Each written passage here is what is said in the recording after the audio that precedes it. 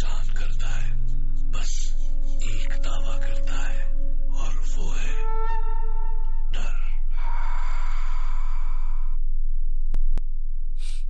नमस्कार दोस्तों, स्वागत है आप सभी का हम सबके YouTube चैनल में।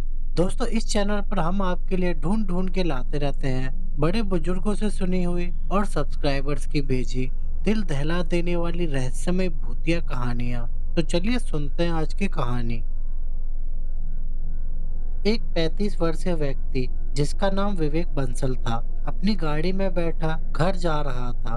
रात का समय था, चारों तरफ अंधकार था। उसकी गाड़ी की हेडलाइट ही उस राह में प्रकाश फैला रही थी जिस राह से वो गुजर रहा था। विवेक हाई स्पीड के साथ गाड़ी ड्राइव कर रहा था क्योंकि आज घर वापस लौटने में उसे काफी देर हो गई थी।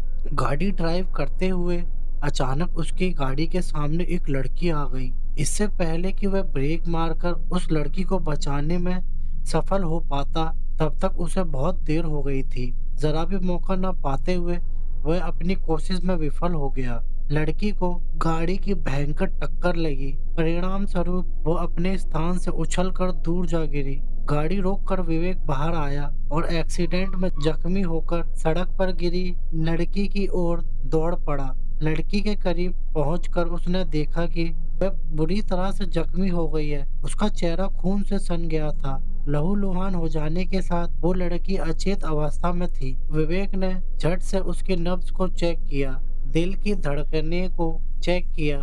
वो जिंदा थी। उसे जिंदा देख विवेक ने झट अपने मोबाइल फोन से हॉस्पिटल फोन कर एम्बुलेंस को बुलाया। तत्पश्चात एम्बुलेंस की प्रतीक्षा में वो इधर उधर देखता रहा। फिर बाद में उसने सड़क पर जख्मी लड़की की ओर नजर डाली।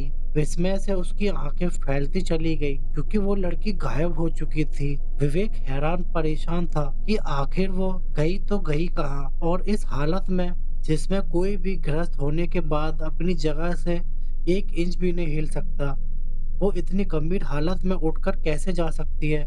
सोच सोच कर उसका दिमाग लगातार उलझनों में ग्रस्त हुआ चला जा रहा था।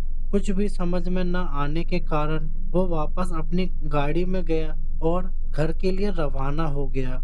विवेक उसी लड़की के बारे में सोचता हुआ घर पहुंचा, जो उसकी कार से घायल होने के बाद अचानक गायब हो गई थी। घर पर जाकर वो अपनी पत्नी से मिला तो पत्नी ने उसका कोट उतारते हुए कहा, विवेक, तुमसे एक बात बतानी है। हाँ बताओ। कोट उतर जाने के बाद उसने अपना पूरा ध्यान पत्नी की ओर दिया।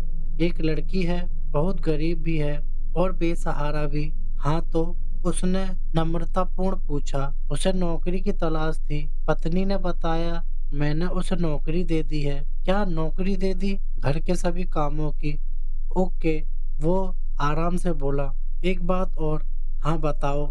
वो लड़की यहीं हमारे साथ घर में रहेगी क्योंकि उस बेचारी का कोई ठिकाना नहीं है। जैसी तुम्हारी मर्जी। क्या तुम्हें सही नहीं लगी मैंने ऐसा कब कहा? पर तुम सही ढंग से मेरी बात का जवाब नहीं दे रहे हो।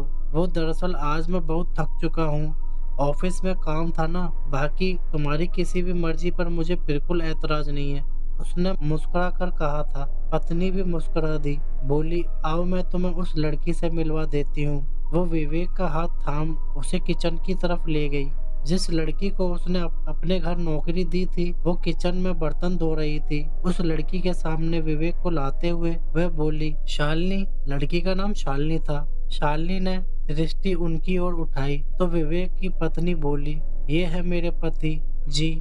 लड़की ने धीरे से कहा, ये है शालिनी। वो विवेक से बोली, आज से हमारे घर का सारा काम यही करेगी। विवेक शालिनी की तरफ देखकर मुस्कुरा दिया। उसके बाद दोनों पति पत्नी वहां से चले आए।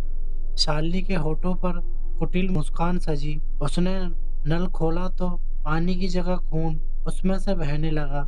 नल से खून की बहती धार में अपने हाथों को भिगोती शालिनी ने ठहाका लगाया और कहा, मैं सबको मार डालूंगी। वास्तव में शालिनी वही लड़की थी जो विवेक की गाड़ी से टकराकर बुरी तरह से जख्मी हो गई थी। विवेक उसे इसीलिए नहीं पहचान पाया क्योंकि उसने अपना रूप बदल लिया था। शालिनी इंसान नहीं थी, दरअसल वो एक भटकती आत्मा थी। शालिनी की मौत एक एक्सीडेंट में हो जाने के कारण उसकी आत्मा पिछले 3 साल से भटक रही थी। फलस्वरूप उसने किसी लड़की का जिस्म हासिल करके इस धरती पर अपना नया स्थान बनाया था। वो पिछले 3 साल से उसी जगह भटक रही थी जहाँ विवेक की गाड़ी का एक्सीडेंट हुआ था। रात के 1 बजे का समय था। विवेक व उसकी पत्नी दोनों ही गहरी नींद में सो रहे थे।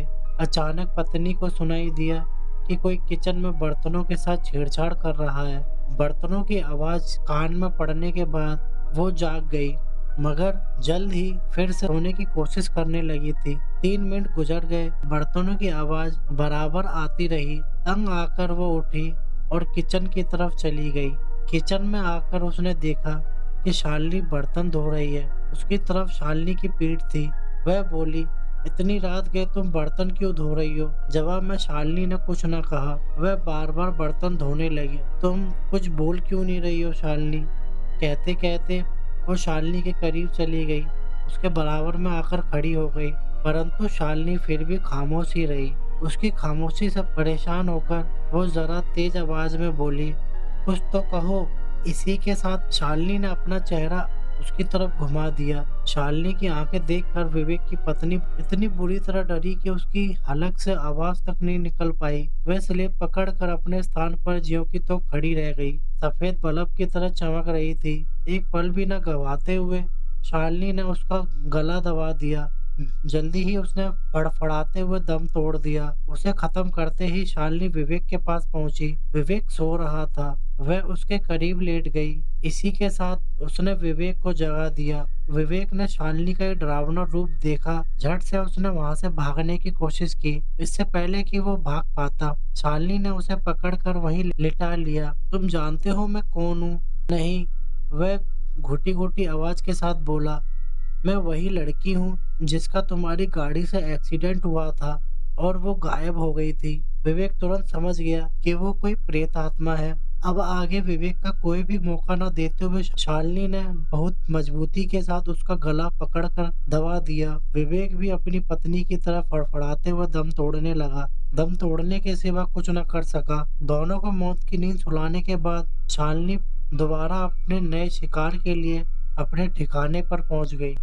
तो दोस्तों, आप कहानी अच्छी लगी हो तो हमारी वीडियो को लाइक करें और कमेंट करें और अपने दोस्तों के साथ फेसबुक और व्हाट्सएप पे शेयर करें। और अगर आप ऐसे ही डरावनी दिल दहला देने वाली रहस्यमय भूतिया कहानियां और सुनना चाहते हैं तो हमारे यूट्यूब चैनल को सब्सक्राइब जरूर करें और बेल आइकन कॉल पे सेट करना ना भूलें। और हमारे इस चैनल पे और भी दिल दहला देने वाली कहानियां हैं, उन्हें भी जरूर सुने। वीडियो पूरी देखने के लिए धन्यवाद।